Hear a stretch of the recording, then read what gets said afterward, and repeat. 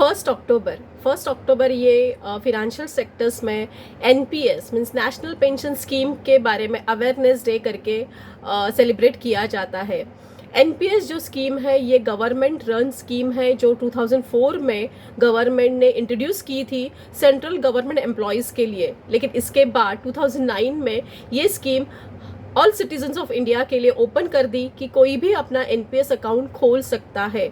NPS account खोलने का main उद्देश्य यही है कि वो अपना पूंजी जो है जमा करे अपने फ्यूचर के लिए, जहाँ पे वो रिटायरमेंट पर्सन हो जाता है तो वो पूंजी वो यूज़ कर सकता है। क्योंकि एज पर सर्वे ऐसे देखा गया है कि हम लोग रिटायर तो 60 के एज पे हो जाते हैं, लेकिन अपना सर्वाइवल जो रेट है अभी बढ़ गया है। हम लोग 70-80 ईयर तक हम लोग सर्वाइव होते हैं, तो वो दिनों के लिए मेरे पास कुछ ऐसे पैसा होना चाहिए जो मंथली मुझे सर्वाइवल के लिए यूज़ हो सके। एनपीएस जो ओपन कर कोई भी पर्सन इंडिया का एनपीएस अकाउंट खोल सकता है। एकदम इजी वे है। ये आप पोस्ट ऑफिस से ओपन कर सकते हो या रिकॉग्नाइज बैंक से ओपन कर सकते हो। जैसे आपकी एसबीआई है, एचडीएफसी है, आईसीआईसीआई, इनमें तो ऑनलाइन प्लेटफॉर्म के द्वारा आप आपका एनपीएस अकाउंट खोल सकते हो। या आप इजी वे से enps.nsdl.com पे जाके एक इंडिविजुअली जाके आप 30 मिनट्स में भी आपका एनपीएस अकाउंट खोल सकते हो। बहुत इंपॉर्टेंट टूल है जो आपको टैक्स बेनिफिट भी देता है और आपका लॉन्ग टर्म के लिए जो पैसा लगने वाला है वो एक साइड में जमा करता है।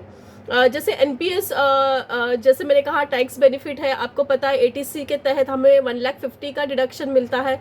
हमें एनपीएस के द्वारा एक एडिशनल 50,000 का टैक्स डिडक्शन मिलता है यहाँ पे, तो ये एक बेहतर ऑप्शन है। दूसरा है कि यहाँ पे जो हमें इन्वेस्टमेंट करना है ये हमारा मिक्स पोर्टफोलियो जैसा इन्वेस्टमेंट होता है। जैसे एज पर माई रिक्वायरमेंट में उसमें से क्लास ऑफ इन्वेस्टमेंट में चूज़ कर सकती हूँ। जैसे अभी क्लास ई करके है जहाँ पे मेरा 100% या 75% मेरा जो है मैं इक्विटी में इन्वेस्ट कर सकती हूँ। 75% मैक्सिमम मैं इन्वेस्ट कर सकती हूँ।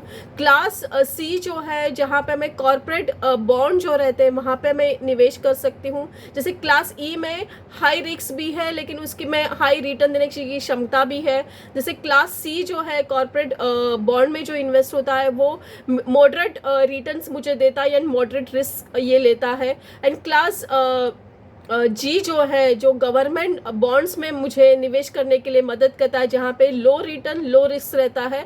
तो ये एज पर योर चॉइसेस आप ये क्लास में आपका इन्वेस्टमेंट डिस्ट्रीब्यूट कर सकते हैं। यहाँ पे आप इन्वेस्ट कर सकते हो। दूसरा जो ऑप्शन है इट्स एक्टिव मोड ऑप्शन था जो मैंने अभी बताया। ऑटो मोड जैसा है जहाँ पे आपके एज के अनुसार आपका इक्विटी का पोर्शन कम होता रहता है, तो ये आप ऑटो मोड भी ले सकते हो। यहाँ पे 2 टाइप्स ऑफ अकाउंट्स रहते हैं, टीयर 1 एंड टीयर 2।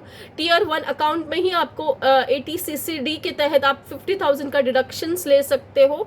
टीयर 2 जो अकाउंट है वो आप डायरेक्टली ओपन नहीं कर सकते क्योंकि आपके अकाउंट में पहले टीयर 1 अकाउंट होना ज़रूरी है। टीयर 2 अकाउंट आप एज अ सेविंग पर्पज़ आप उसको यूज़ कर सकते हो। टीयर 1 का और इसमें जो आप निवेश करते हो या जो पूंजी आप इन्वेस्ट करते हो मंथली आप 500 भी इसमें शुरुआत कर सकते हो या आपको जितना हो सके आप बीच बीच में उसमें आप कंट्रीब्यूट कर सकते हो। लेकिन ये ध्यान में रखिए कि ये जो पूंजी है ये जो आप जमा करते हो ये आपके 60 के एज तक लॉक रहती है। ये हम लोग विड्रॉ नहीं कर सकते। हाँ, कुछ ऐसे इमरजेंसी आती है जैसे मेडिकल इमरजेंसी है या कुछ बच्ची की शादी है, उसके लिए हम लोग इसको विड्रॉ करते हैं, अदरवाइज इसको हम लोग विड्रॉ नहीं कर सकते। एट द एज ऑफ 60 जो भी कॉर्पस बनता है उसमें से मैं खाली 60% जो है ओनली 60% मैं विड्रॉ कर सकती हूँ और 40% का मुझे कंपलसरी तभी का जो एन्युटी प्लान या पेंशन प्लान रहेंगे वहाँ पे मेरा इन्वेस्ट होता है और मुझे वो आने वाले सालों में एज अ पेंशन करके मिलता है। तो मैं ये बताऊंगी कि ये बताना चाहती हूँ एज एन सलाहकार या आर्थिक सलाहकार मैं ये बताना चाहती हूँ कि ये एनपीएस अकाउंट आप में होना बहुत ज़रूरी है। बहुत ही कम एक्सपेंस में ये ओपन हो जाता है। ओवरऑल आप इन्वेस्टमेंट इंस्ट्रूमेंट्स देखेंगे उसमें से बहुत ही कम एक्सपेंसेस यहाँ पे आपको अकाउंट चार्जेस ओपन करने के लिए लगते हैं और ये एक अच्छा बेहतर ऑप्शन है। लॉक इन इंस्ट्रूमेंट्स आपके पोर्टफोलियो में होना ज़रूरी है क्योंकि हम लोग म्यूचुअल फंड में इन्वेस्ट करते हैं, देन इक्विटी में इन्वेस्ट करते हैं, इंश्योरेंस लेते हैं, लेकिन कहीं ऐसे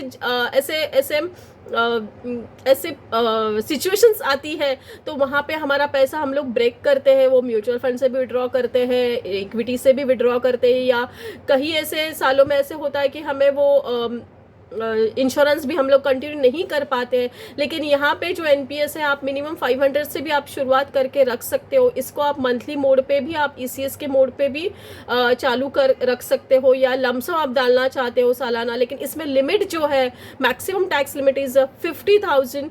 तो आप 50,000 का यहाँ पे डिडक्शन दिखा सकते हो अंडर 80CCD।